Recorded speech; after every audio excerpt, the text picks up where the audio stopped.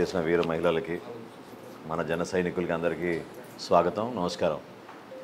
క్రియాశీలక సభ్యత్వం ఇందాక హరికృష్ణ అన్నట్టు ప్రతి పార్టీలో కూడా నిరంతరంగా జరిగే ప్రక్రియ ఇది.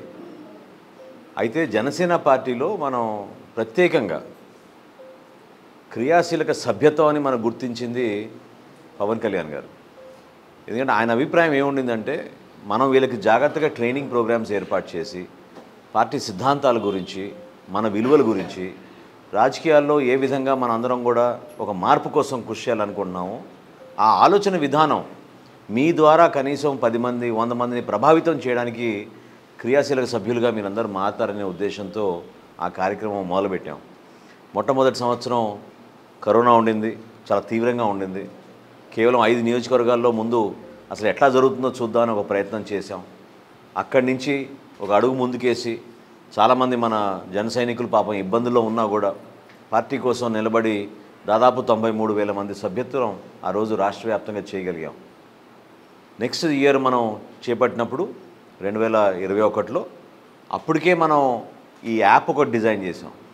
సో టెక్నాలజీని ఉపయోగించుకుని ప్రతి చోట పోయి మనం కాగితాలు తీసుకోవడం అవన్నీ కాకుండా ఫోన్ ద్వారానే మనం ఎక్కడికక్కడ నమోదు చేసుకుని సభ్యత్వ కార్యక్రమం భారీ ఎత్తున మన రాష్ట్ర వ్యాప్తంగా చేసినప్పుడు ఊహించిన దానికన్నా ఎక్కువగా స్పందన వచ్చింది.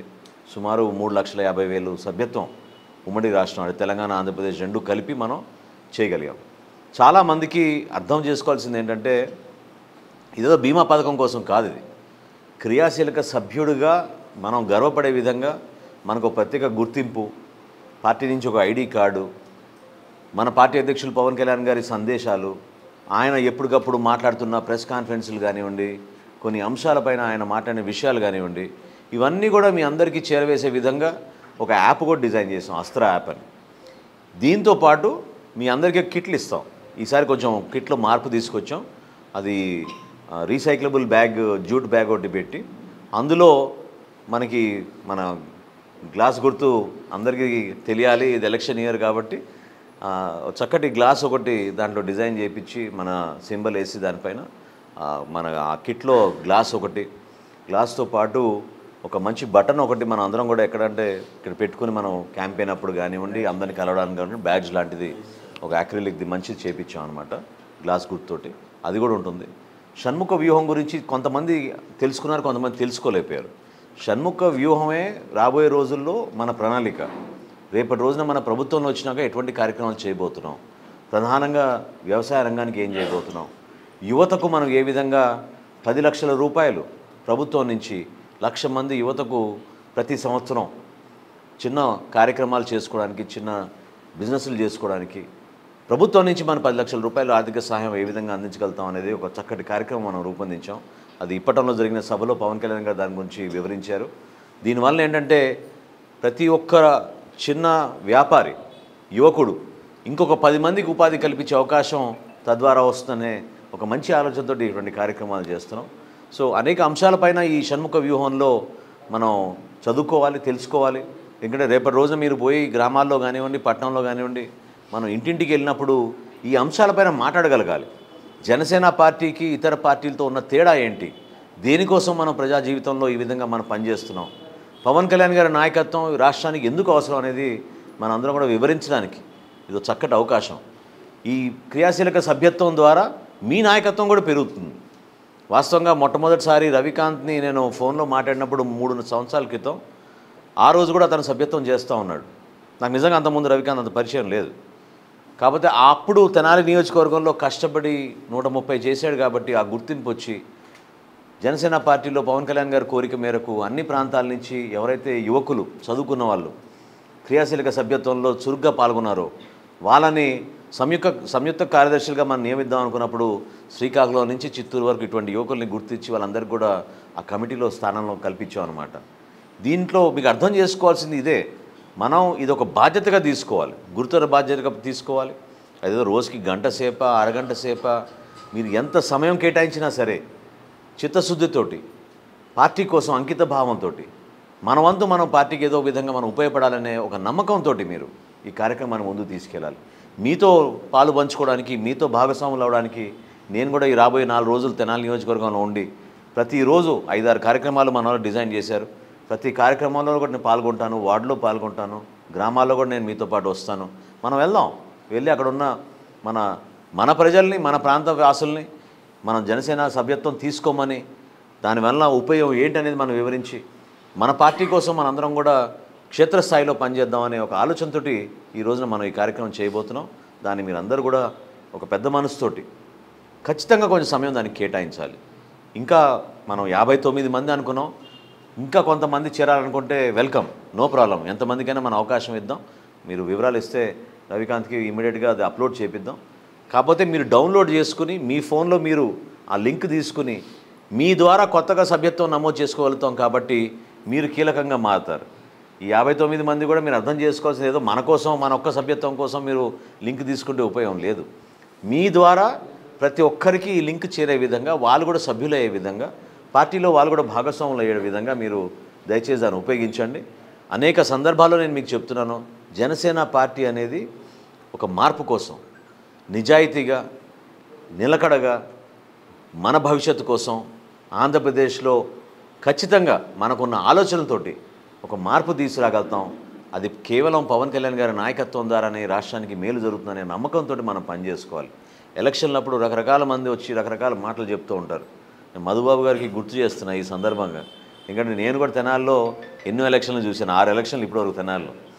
సో ప్రతి ఎలక్షన్లో ఏదో విధంగా పుకార్లు పెట్టి కావాలని రకరకాల మాటలు అంటారు.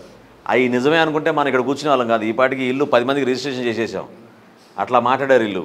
సో రాజకీయంగా కావాలని మన పైన బురద జల్లడానికి కొంతమంది ప్రయత్నం చేస్తూనే ఉంటారు, అది సహజం. కాకపోతే అంతిమంగా ప్రజలు మనని గుర్తించేది ఎక్కడంటే మన చిత్తశుద్ధి, మన నిజాయితీ. దేనికోసం మనం కట్టుబడి ఉన్నాం, ఎందుకు మనం ఈ విధంగా ఒక తపనతోటి ఈ ప్రాంతాన్ని అభివృద్ధి చేసుకోవాలనే ఒక నమ్మకంతో మనం ముందుకు వెళ్తున్నాం. నిధులు తీసుకురావచ్చు, కార్యక్రమాలు చేయొచ్చు, కానీ కనీసం రోడ్లు కూడా వేయలేని మనుషులు ఈరోజు రాజధానులు కడతామని చెప్తున్నారు. అవునా కదా చెప్పండి? ఏమని చక్కగా మనకి ఈ ప్రాంతంలో అమరావతి వచ్చి ఉంటే ఈ పాటికి ఖచ్చితంగా అనేక ప్రాంతాల్లో అభివృద్ధి జరిగేది. కొలిపరి మండలంలో చాలామంది నాకు రైతులు పాపం వచ్చి ఎంతో ఆవేదనగా నాకు చెప్తా ఉన్నారు. బిడ్డల పెళ్లిళ్ళ కోసం ఉపయోగించుకుందాం అనుకున్న భూములు కూడా ఈరోజు అమ్మలేని పరిస్థితి.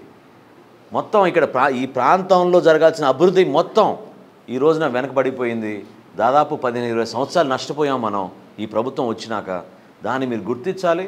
మీరు ధైర్యంగా నిలబడండి. కేసుల గురించో ఇబ్బంది పెడతారనో, ఇందాక పాపం జాకీర్ చెప్తున్నాడు, కొంతమంది ఇళ్ళకి వెళ్ళి బెదిరిస్తున్నారు వీళ్ళని పెన్షన్ల గురించి. ఎందుకు బెదిరించాలి? వాళ్ళ జేబులోంచి ఇస్తున్నారా ఈ నిధులు? చెప్పండి.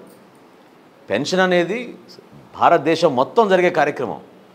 అది ఒక సంక్షేమ కార్యక్రమంగా పేదరికంలో ఉన్న మహిళల కోసం, యువత కోసం, ఎవరైనా చిన్న చిన్న ఇబ్బందులు ఉన్న వాళ్ళ కోసం, దివ్యాంగుల కోసం ప్రోత్సహించడానికి కోసం, వాళ్ళు కూడా సామాన్యులుగా బ్రతకడానికి ఒక అవకాశం ఇవ్వాలనే ఉద్దేశంతో ఏ ప్రభుత్వం అయినా సరే సంక్షేమ పథకాలు చేయాల్సిందే. అదొక బాధ్యత. అంతేగాని సంక్షేమ పథకాలను ఉపయోగించుకుని మీరు ఇంటింటికి వెళ్ళి బెదిరిస్తే మాత్రం అది సబబు కాదు. దాన్ని తిప్పికొట్టాలి మనం. ఆ ధైర్యం నింపండి ప్రతి ఒక్కరిలో కూడా. ఏం చేయగలుగుతారు వాళ్ళు? కేసులు పెడతారా? బెదిరిస్తారా? ఏం చేస్తారు? తప్పే ఉంది.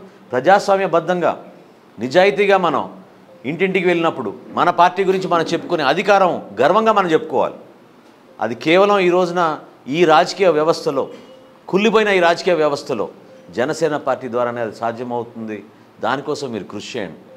గత సంవత్సరం మనం ఎంత చేసాం అనేది పక్కన పెట్టి ఖచ్చితంగా ప్రతి ఒక్కరం కూడా ఈ రోజునున్న వాతావరణం, ప్రజలు కూడా మనల్ని ఆదరిస్తున్నారు, అభిమానిస్తున్నారు, అర్థం చేసుకున్నారు. వాళ్ళు కూడా చాలామంది జన సైనికులకి మనం కష్టాల్లో ఉన్న వాళ్ళ కుటుంబాన్ని మనం ఆదుకోగలిగాం. ఇందాక రవికాంత్ అన్నట్టు నేను దాదాపు ఒక 56 చెక్కులు ఇచ్చుంటాను అనేక గ్రామాలు పర్యటించి రాష్ట్ర వ్యాప్తంగా. ప్రతి కుటుంబాన్ని మనం ఆదుకున్నప్పుడు వాళ్ళకి ఎంతో ఒక భరోసా పార్టీ ద్వారా, మన నాయకత్వం ద్వారా సమిష్టిగా మనం వెళ్ళి చిన్న చిన్న బిడ్డలు పాపం చదువు మానేసుకున్న బిడ్డలు, వాళ్ళకి పవన్ కళ్యాణ్ గారు పంపించిన 5 లక్షల రూపాయల ఆర్థిక సహాయం వాళ్ళకి అందిస్తే మరొకసారి జీవితంలో వాళ్ళకు ఏదో విధంగా స్థిరపడవచ్చు, ఒక నమ్మకం అనేది వస్తుంది. వ్యవస్థ పైన నమ్మకం పోయినప్పుడు రాజకీయ పార్టీగా మనం ఆ బాధ్యత తీసుకున్నాం. ఈ మాట నేను ఎందుకు అంటున్నానంటే, ప్రభుత్వంలో ఇన్ని మాటలు చెప్తున్నారు, ఇన్ని లక్షల కోట్ల రూపాయలు ఖర్చు పెడుతున్నారు, ఎందుకు ప్రభుత్వం నుంచి ఈ కార్యక్రమం చేయలేపారు ఇప్పటివరకు చెప్పండి? ఎందుకు ఈ రోజుకి కూడా బీమా పథకం ప్రభుత్వం నుంచి ఇచ్చేది ₹1,00,000 కోసం ఇస్తున్నారు? ఎందుకు 5 లక్షల రూపాయలు ఇవ్వలేపారు? ఒక పార్టీగా మనం చేయగలుగుతున్నప్పుడు ప్రభుత్వం ఎందుకు చేయలేకపోతుంది ఈ కార్యక్రమం? దీన్ని మనం ప్రశ్నించాలి, తీసుకెళ్ళాలి ప్రజల్లోకి. మీరందరూ కూడా దయచేసి ఇదొక బాధ్యతగా మనం ఒక ఒక ఒక ఒక పుణ్య కార్యక్రమం ఏ విధంగా చేస్తామో కంకణం కట్టుకుని చిత్తశుద్ధితోటి మనం చేద్దామనే నమ్మకంతో ఈ కార్యక్రమాన్ని ముందుకు తీసుకెళ్ళండి. ఇంకా ఎక్కువ రోజులు నేను ఇవ్వాలనుకున్నా కూడా నేను ఇవ్వలేను, ఎందుకంటే ఇతర జిల్లాలు కూడా నేను పర్యటించాలి. కాకపోతే ఈ 4 రోజులు మాత్రం ఖచ్చితంగా తెనాల్లో మీతో పాటు ఉండి మనం అన్ని ప్రాంతాల్లో పర్యటిద్దాం, అందరినీ మోటివేట్ చేద్దాం, అందరినీ కలుద్దాం. సభ్యత్వం అనేది మనం గర్వపడే విధంగా, ఇది సంఖ్య గురించి కూడా కాదు నేను వాస్తవంగా చెప్పేది, మన పార్టీ గురించి అందరికీ తెలియాలి. ఇటువంటి కార్యక్రమాలు చేస్తున్నాం, ఈ విధంగా మనం కొత్త ఆలోచనలతో ప్రజల్లోకి తీసుకెళ్ళగలుగుతాం. వర్తమాన రాజకీయాల్లో జనసేన పార్టీ చేస్తున్న కార్యక్రమాలు ప్రజలకి తెలియాలి. ఏ పార్టీ అయినా ఏ నాయకుడైనా ఈరోజు వరకు ఒక్క రైతును ఆదుకున్నాడో చెప్పండి. ఆత్మహత్య చేసుకున్న రైతు కుటుంబాలకి ₹1,00,000 చొప్పున పవన్ కళ్యాణ్ గారు ఇస్తుంటే ప్రతి జిల్లాలో పర్యటించి దాని గురించి కూడా రకరకాల విమర్శలు చేస్తారు. తలెత్తుకోలేదు ఈ ప్రభుత్వం. సొంతంగా ఆయన ₹5 కోట్ల విరాళం ఇచ్చి తన నిధుల నుంచి రైతాంగాన్ని కాపాడడానికి కోసం ఈ కార్యక్రమం మనం రాష్ట్ర వ్యాప్తంగా చేస్తుంటే మనం చూశారు. మీరు సత్తెనపల్లిలో గుంటూరు జిల్లాలో చేసాం, ఎంత అద్భుతమైన భారీ ఎత్తున చేసాం ఆ కార్యక్రమం. ₹2,23,00,000 ఒక రోజున మనం పంపిణీ చేసాం. ఏ కుటుంబం చూసినా కూడా వాళ్ళు ఆవేదన ఏంటంటే ప్రభుత్వం మమ్మల్ని ఆ బాధ్యత తీసుకోలేదు, ఒక ఆర్డీఓ రాలేదు, ఒక సర్కిల్ ఇన్స్పెక్టర్ రాలేదు, ఒక వ్యవసాయ అధికారి రాలేదు, మా ఇంటికి ₹7,00,000 ఇస్తామన్నారు, ఎక్కడ పోయినామో మాకు అర్థం కావడం లేదు. 7 లక్షలు ఇచ్చిన చోట కూడా 2 లక్షలు కమిషన్ కొట్టేశారు. సో ఏం చెప్తాం? ఇంత ఇంత ఇంత దౌర్భాగ్యమైన పరిస్థితులు ఈ రోజున ఉన్నాయి. ఎక్కడ చూసినా కూడా కరప్షన్, బెదిరింపులు, కేసులు వీటికే పరిమితం అవుతున్నారు. కానీ వాస్తవంగా ప్రజల్ని ఆదుకోవాలి, మంచి కార్యక్రమాలు చేయాలనే భావన ఈరోజు పాలకుల్లో లేదు. కాబట్టి ఇదందరం మన రాష్ట్రం కోసం చేయాలి ఈ కార్యక్రమం. మన పార్టీతో పాటు మన రాష్ట్ర ప్రజల కోసం ఒక ధైర్యం నింపడానికి మనం ఎంత బలంగా మన సభ్యత్వం చేయగలిగితే రేపటి రోజున మన ఎన్నికలకి అంత బలంగా సిద్ధమవుతాం. మనందరం కూడా ఒక బాధ్యత తీసుకుని ప్రతి బూతుల్లో కూడా రేపటి రోజున పోలింగ్ బూతుల్లో మళ్ళీ మన క్రియాశీలక సభ్యుల్ని మనం సంప్రదించాలి. ఎవరో వాళ్ళకి బాధ్యత అప్పచెప్పాలి. అక్కడ వాళ్ళు చేయాల్సిన కార్యక్రమం పార్టీ కోసం నిలబడాలి. ఇవన్నీ కూడా మనం ఆలోచించుకోవాలి. 269 బూతులు మనకి తెనాల్లో, ఈ 269 పోలింగ్ బూతుల్లో కూడా మన పార్టీ నుంచి బలంగా మనం వీర మహిళలు, మన జన సైనికులు ప్రతి గ్రామాల్లో కూడా మనం విస్తరించి పార్టీ కోసం మనం అంకిత భావంతో పనిచేస్తే ఒక అద్భుతమైన సక్సెస్ఫుల్ కార్యక్రమంగా మనం చేయగలుగుతామని మనస్ఫూర్తిగా కోరుకుంటున్నాను. పవన్ కళ్యాణ్ గారు ఆశించేది కూడా ఒకటే, అదేంటంటే ప్రతి కార్యకర్తకి ఈ విధంగా సమాచారం అందాలి, వాళ్ళు కూడా అర్థం చేసుకోవాలి. మనం చేస్తున్న ఈ కార్యక్రమం ద్వారా ప్రతి ఒక్కరికి కూడా భవిష్యత్తులో మనం మన బిడ్డల కోసం ఎటువంటి ప్రణాళికతో సిద్ధమవుతున్నాం, ఏం చేస్తే ఈ మార్పు తీసుకురాగలుగుతాం, ఆ మంచి మార్పు కోసం జనసేన పార్టీ నిలబడుతుంది నిలకడగా. ప్రజా జీవితంలో మనం చేసే ఈ ప్రస్థానాన్ని మీరు కూడా భాగస్వాములు అవ్వమని మరొకసారి మనస్ఫూర్తిగా కోరుకుంటూ, దయచేసి ఎవరైతే ఇంకా చేసుకోలేదో మీరు ఇమీడియట్గా చేసుకోండి. ఈ రోజు నుంచి మనం ఒక మంచి కార్యక్రమంగా భావించుకుని ఈ 4 రోజులు కూడా అన్ని ప్రాంతాల్లో మనం కలిసి పర్యటించి మన సభ్యత్వ కార్యక్రమం ప్రజల్లోకి తీసుకెళ్దామని కోరుకుంటూ సెలవు తీసుకుంటున్నాను. జై జనసేన.